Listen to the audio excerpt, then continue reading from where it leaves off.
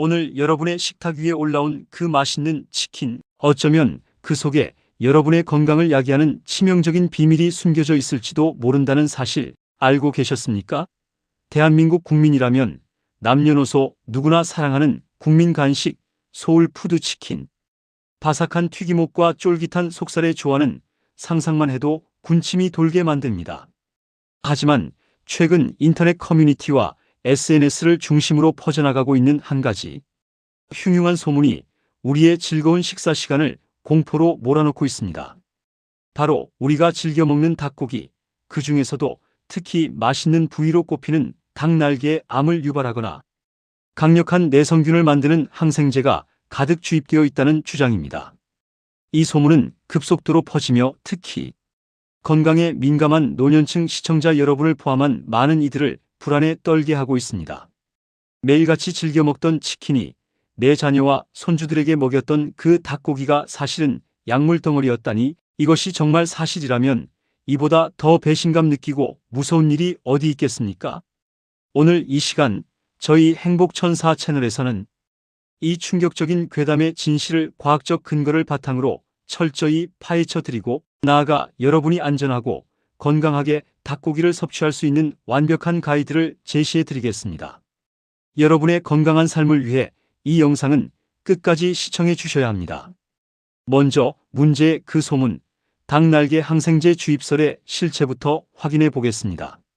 소문의 내용은 대략 이렇습니다.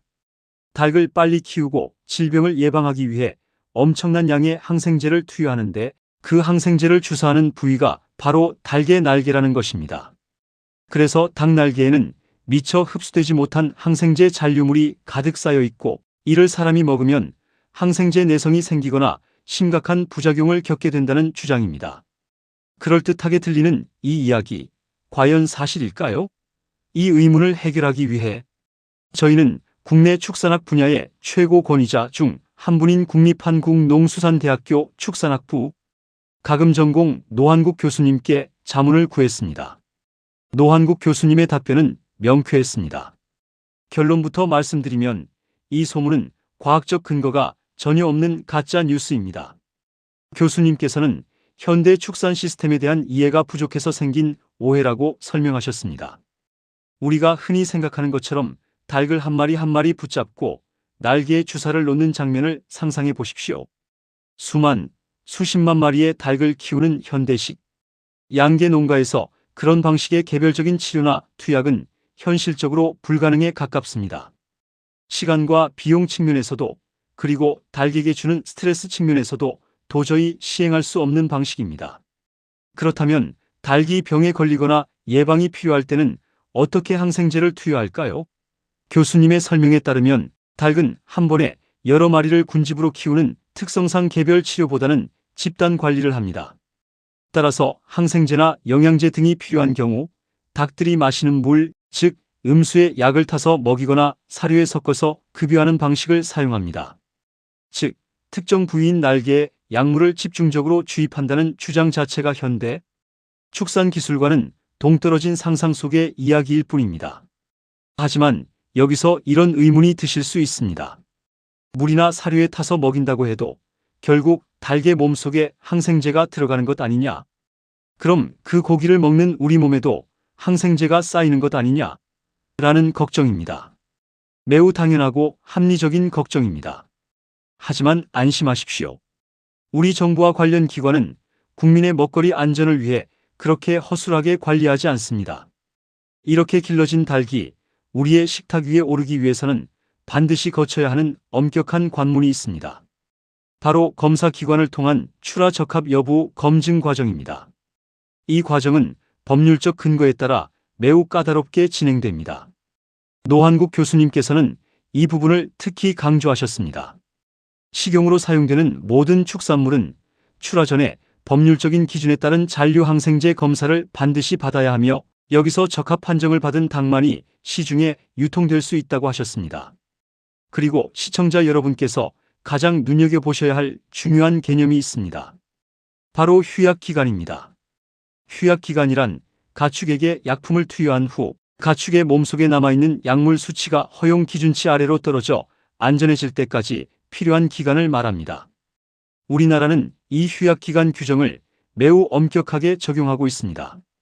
단순히 기준 기간을 지키는 것을 넘어 보통 식용으로 사용되는 축산물은 이 휴약기간을 법적 기준의 2배 이상으로 지키는 것이 일반적인 축산 현장의 관행이자 규정이라고 교수님은 밝히셨습니다. 예를 들어 어떤 항생제의 잔류물이 몸속에서 사라지는 데 필요한 기간, 즉 법적 휴약기간이 3일이라면 실제 농가에서는 닭을 출하하기 전 적어도 6일간은 해당 약물을 전혀 사용하지 않는다는 것입니다. 이렇게 2중, 3중의 안전장치를 통해 잔류 항생제 문제를 원천적으로 차단하고 있기 때문에 여러분이 시중에서 구입하시는 대기업 브랜드의 닭고기나 정상적인 경로로 유통되는 닭고기는 항생제 걱정 없이 안심하고 드셔도 됩니다.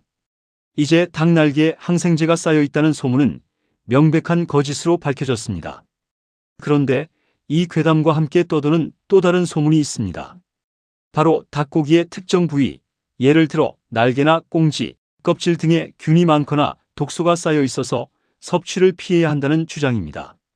이 역시 건강에 대한 염려가 많은 여러분의 불안감을 자극하는 이야기입니다. 하지만 노한국 교수님께서는 이 주장 역시 과학적 근거가 없다고 단언하셨습니다. 닭고기는 특정 부위에 균이 집중적으로 서식하는 구조가 아닙니다. 닭뿐만 아니라 모든 동물의 고기에는 박테리아나 균이 존재할 수 있지만 이것은 부위의 문제가 아니라 위생관리와 조리 방법의 문제입니다. 교수님께서 제시한 가장 확실하고 간단한 해결책은 바로 이것입니다. 닭고기를 가열해 완전히 익혀 먹으면 모든 균으로부터 안전하다. 그렇습니다. 우리가 무서워하는 식중독균이나 박테리아들은 대부분 고온에서 사멸합니다. 닭고기를 날 것으로 먹거나 덜 익혀 먹지만 않는다면 특정 부위를 먹어서 건강을 해칠까봐 걱정할 필요는 전혀 없다는 것입니다. 하지만 여기서 우리는 아주 중요한 사실을 하나 짚고 넘어가야 합니다. 완전히 익혀 먹으면 안전하다는 말은 뒤집어 생각하면 덜 익혀 먹으면 위험할 수 있다는 뜻이기도 합니다.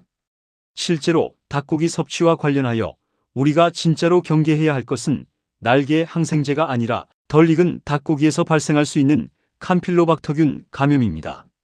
시청자 여러분, 캄필로박터균이라는 이름을 들어보셨습니까? 아마 조금 생소하실 수도 있겠지만 이 균은 전 세계적으로 가장 흔한 식중독 원인균 중 하나이며 특히 닭고기와 같은 가금류에서 많이 발견됩니다. 캄필로박터균은 가축이나 야생 조류의 장내에 분포하는 균으로 닭을 도축하고 가공하는 과정에서 고기에 오염될 가능성이 있습니다. 이 균에 감염되면 평균 25일의 잠복기를 거쳐 발열, 두통, 근육통 등의 전신 증상과 함께 심한 복통, 설사, 구토 등 위장관 질환을 일으킵니다. 특히 면역력이 약한 어르신들이나 어린아이들에게는 매우 고통스럽고 위험할 수 있는 식중독입니다. 뿐만 아니라 닭고기를 조리할 때 우리가 무심코 하는 행동들이 캄필로박터균 감염 위험을 극대화할 수 있습니다. 바로 교차오염입니다. 교차오염이란 닭고기에 있던 균이 조리도구 나 사람의 손을 통해 다른 식품으로 옮겨가는 것을 말합니다. 예를 들어보십시오. 생닭을 씻은 싱크대 물이 옆에 있던 채소에 튀거나 생닭을 손질하던 칼과 도마로 그대로 과일을 깎는 행위, 혹은 생닭을 만진 손을 씻지 않고 다른 요리를 만지는 행위 등이 모두 교차오염의 원인이 됩니다. 이렇게 되면 닭고기 자체는 나중에 푹 익혀서 균이 죽더라도 닭고기 균에 오염된 채소나 과일을 날 것으로 먹음으로써 캄필로박터균에 감염될 가능성이 커지는 것입니다. 실제로 많은 식중독 사례가 닭고기를 덜 익혀서가 아니라 이 조리 과정 중에 교차오염 때문에 발생하고 있습니다. 그렇다면 우리는 이 위험한 캄필로박터균으로부터 어떻게 우리의 건강을 지킬 수 있을까요? 그리고 닭고기가 완전히 익었는지 어떻게 확인할 수 있을까요? 이것이 오늘 영상의 핵심입니다. 미국 농무부 식품안전검사국 FSIS에서는 닭고기 조리 시 매우 구체적인 안전 기준을 권장하고 있습니다. 그 기준은 바로 닭의 내부 온도가 최소 74도와시 165도에 도달할 때까지 가열하는 것입니다. 닭고기에 겉이 노릇하게 익었다고 해서 속까지 다 익은 것은 아닙니다. 특히 뼈와 가까운 부분은 잘 익지 않을 수 있습니다. 그래서 가장 확실한 방법은 식품 온도계를 사용하는 것입니다. 닭다리와 날개의 가장 안쪽 부분, 즉 뼈에 가장 가까운 두꺼운 부위와 가슴살의 가장 두꺼운 부분에 온도계를 찔러 넣어 내부 온도를 확인해야 합니다. 이 온도가 74도를 넘어야만 캄필로박터균을 포함한 모든 식중독균이 사멸했다고 안심할 수 있습니다. 만약 가정에 식품 온도계가 없다면 어떻게 해야 할까요? 육안으로 확인하는 방법도 있습니다. 조리 중인 닭고기를 잘랐을 때 속살이 붉은 빛을 띠거나 식감이 물컹하다면 그것은 덜 익은 것이라는 명확한 신호입니다. 닭고기의 속살이 하얗게 변하고 찔러보았을 때 핏물이 아닌 투명한 육즙이 나와야 하며 식감이 단단해야 완전히 익은 것입니다. 조금이라도 의심스럽다면 건강을 위해 충분히 더 조리하는 것이 현명한 선택입니다. 오늘 저희 행복천사 채널에서는 닭 날개 항생제 괴담의 진실을 밝히고 닭고기를 안전하게 섭취하는 방법에 대해 자세히 알아보았습니다. 결론을 다시 한번 정리해 드리겠습니다. 첫째, 닭 날개에 항생제를 주입한다는 소문은 전혀 사실이 아닙니다. 둘째, 우리나라에서 유통되는 닭고기는 엄격한 휴약기간과 잔류, 항생제 검사를 거치므로 안심하고 드셔도 됩니다. 셋째, 우리가 진짜 주의해야 할 것은 닭고기의 균에 의한 식중독이며 이를 예방하기 위해서는 닭고기를 내부 온도 74도 이상으로 완전히 익혀 먹어야 합니다. 마지막으로 조리 과정 중 생닭과 다른 식재료 간의 교차 오염에 각별히 유의해야 합니다. 오늘 영상이 여러분의 건강한 식생활에 도움이 되었기를 바랍니다. 근거 없는 괴담에 휘둘려 맛있는 닭고기를 먹는 즐거움을 포기하지 마십시오. 정확한 정보를 바탕으로 올바르게 조리해서 드신다면 닭고기는 여러분의 건강을 지켜주는 훌륭한 단백질 공급원이 될 것입니다.